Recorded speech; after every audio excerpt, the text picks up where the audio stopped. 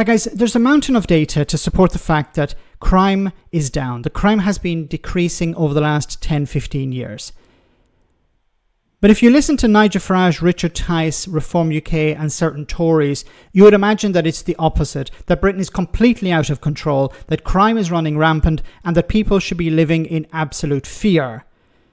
Now, the solution, of course, is to invest in public services, to invest in the police and invest in community policing. But Richard Tice has an alternative solution. Have a listen. Clearly, men protecting women is it's a normal, sensible, good thing in the United Kingdom. We've got centuries of doing the same. It's the gentlemanly thing to do. And of course, traditionally, we would like our police to keep all our children and women and men safe. But regrettably, the scale of the challenge has become so huge and the police have become so distracted pursuing online tweets and other unnecessary things that people are being left to their own devices, and that involves essentially sort of setting up their own sort of versions of Neighbourhood Watch with a slightly more focus on specific safety. Is there a risk that some people, though, driven by their concern for their own families, as you rightly point out, that they might take the law into their own hands in some cases?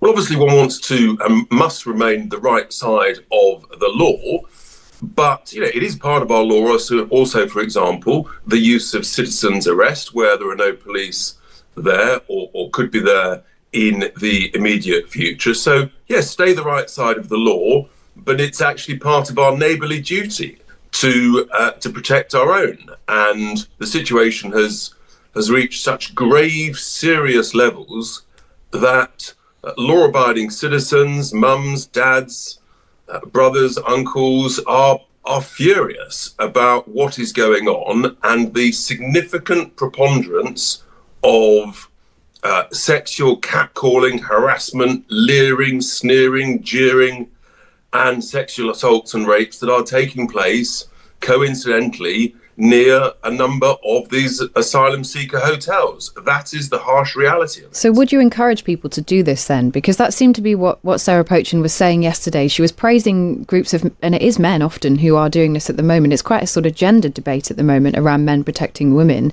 Would you encourage more groups of people to set up these sort of groups themselves in their area? I think we should absolutely ensure that our women and children are safe in this country. And if that involves a few extra patrols on a sort of neighbourhood watch style basis within the bounds of the law, because there just aren't sufficient police able to be out there on the streets for whatever reason, then yes, I think that is a sensible, community-spirited thing to do. Okay, so a few things to say about this. First of all, you notice he's talking about the asylum hotels. Oh, it's happening around the asylum hotels. He's suggesting vigilantes. That's what he's basically suggesting. Now, I'm not sure what these vigilantes would look like. Would they wear brown shirts or would they wear blue shirts like Reform UK? He mentioned also that, well, you can have your vigilante group, but it must act within the law. Okay, well, vigilante groups generally don't understand the law. They're not police officers, they're not lawyers, they're just a bunch of people in the community. And then if he thinks it's okay for the community to respond in this way, to form groups to march around in public, to patrol areas, well then I presume he would have no problem with a Muslim group of young men patrolling an area. Somehow I think if you were to ask Richard Tice about that, he might have a different opinion. So he's okay for some vigilante groups, but of course not others. But this is a populist response to an issue that is fundamental to society. You need to have a properly funded police force. Notice he was also blaming the police for going after tweets and nonsense like that, as he described it. The police have to respond to issues. If there's an attempt to incite violence via social media, the police have to respond to that. It's not nonsense as he would like to sell it. But the police have been underfunded over the last 15 years. When the Conservatives were in charge, they cut the number of police officers and they cut the funding for the police. Now, it started to increase later on when they were in Parliament, but it was too late at that stage. So the police have less resources, there are fewer police officers, And of course, the population has increased, so there's more demand for policing. What you need is to look at the underlying issues in many cases. I'm not talking about the specifics of what Richard Tice is talking about here, but in general, when it comes to crime, and he's mentioned about shoplifting and others as well. When it comes to shoplifting, many people are involved because of the cost of living crisis, because of poverty, and also there is opportunism.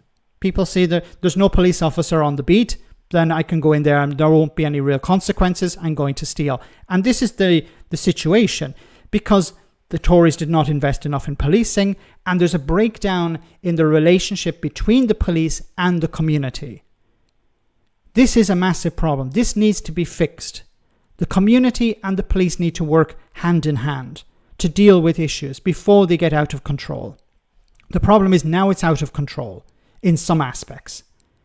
And it's difficult for the police to fix these. And of course, when it comes to shoplifting, like 50 quid or 100 quid worth of merchandise, it's not worth the police's time to invest the resources to deal with this. See, there was a time when the police were fully resourced. The police didn't have to worry about investigating petty crime because they had the resources necessary. But now they don't. So they have to pick and choose which crimes to invest in, to deal with. Murders, stuff like this, violent crime. This is the ones that they're focusing on. Because to take resources away from that to invest petty crime isn't worth it. So this is why you're seeing more shoplifting, but also because people are poor and people are struggling with the cost of living crisis. So if you want to deal with that type of crime, you need to eliminate the problem of poverty, and you also need to invest in policing. But Richard Tice's solution is not to alleviate poverty, not to invest in policing and the police relationship with the community. Don't invest in that. No, let's just have some vigilantes. Selective ones, of course, the ones that we agree with, not the ones we don't. They're a joke party, and unfortunately, they're getting closer and closer to power. Let me know in the comment section, guys, what you think, and I'll see you in the next video.